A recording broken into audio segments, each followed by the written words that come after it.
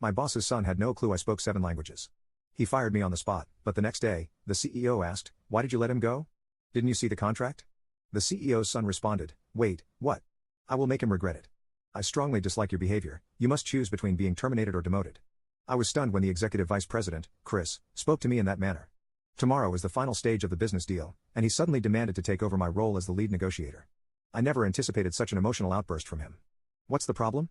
This is your fault. You're being punished for outperforming me." Chris, who is the same age as me, just couldn't handle my success. "I have no desire to work for a company where my superiors steal my accomplishments. I'm resigning. I'll leave tomorrow's negotiation to you, Executive Vice President." With that, I quickly exited the conference room just before the negotiation. President John appeared puzzled as his son Chris proudly declared he would handle it himself. "What do you mean? Mark was supposed to manage this matter." "I fired him yesterday," Chris said proudly, causing his father to glare at him. "Why did you fire him? Didn't you review the negotiation materials?" Frantically flipping through the documents, Chris found a critical sentence he had overlooked, and his face turned pale. "My name is Mark, a 43-year-old employee. I've actually switched jobs 3 times already, but it wasn't due to layoffs or a company's closure. The real reason is a bit complicated, so I often said it was for career progression." During my 4th interview, most employers accepted this explanation without issue. However, one person, Vice President David, saw through my statement. "No, that's not the case," he said. "You don't seem like the type to change jobs solely for career advancement, and if that were the reason, you'd be aiming higher. Our company and your previous one are similar in size, just dealing with different products. What's the real motivation behind your job changes?" Realizing honesty was the best approach, I shrugged and shared the true reason with him. David listened intently, considering my explanation. "I understand your reasoning and why you concealed it. All right, I'll take care of it." With a sly grin, David concluded the interview, leaving me uncertain if I had met the requirements. I anxiously waited a couple of days, and when the notification arrived, I was stunned. It stated that they wanted to hire me as a sales manager. What does this mean? I applied for a supervisory position in the sales department. Panicked, I called to clarify if there was a mistake. David laughed heartily. "The current sales manager is about to retire. Given your background, Mark, there's no issue with you taking his place. Furthermore, a manager's role is to lead, not to be led. You understand what I mean, right?"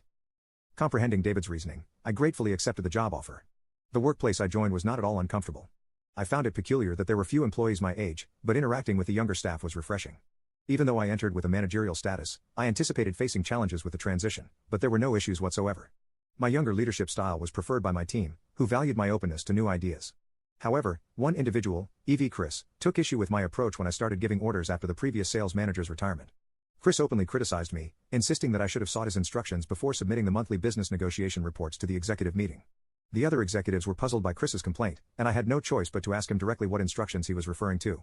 Feeling frustrated, Chris unleashed a barrage of complaints towards me. He warned, "You are new to the role, like an inexperienced driver. Before you make any decisions, check with me or the other executives first." Comparing my extensive experience to a rookie driver was quite a stretch. As I pondered how to respond, David skillfully intervened. David vouched for me, stating that my predecessor, EVP Chris, endorsed me. He also mentioned that the sales staff found me easier to work with. Now convinced, the other executives agreed, but President John remained dissatisfied. Chris faced reprimand for his outburst. John advised, talented people can't perform well if constantly second-guessed. Moving forward, he stated that the sales department would handle all negotiations. Mark understood and seemed ready to take on the responsibility. However, it appeared Chris was frustrated that David and John had backed me up, as he began causing minor disruptions across the department. How many times has this happened now? I wondered.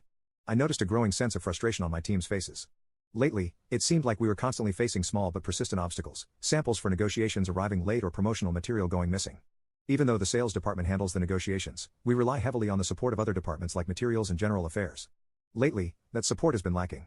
I believe the root of the issue lies with Chris. Each department has its own supervisors, but no one seems to go against Chris's directives. Whenever he instructs them to delay samples or prioritize other orders, they comply. I can't entirely blame them, but it would have been helpful if they had at least informed the sales team ahead of time. My team has been trying to work around these challenges using alternative samples or other solutions. However, we've now uncovered what appears to be deliberate sabotage that could jeopardize our negotiations. We had reserved a hotel room for a meeting, but the reservation was suddenly canceled. When we followed up with the hotel, they told us that someone from our company had canceled it. I have no doubt that Chris is behind this. Confronting Chris directly was the only way to address the sabotage and prevent further delays in the negotiations.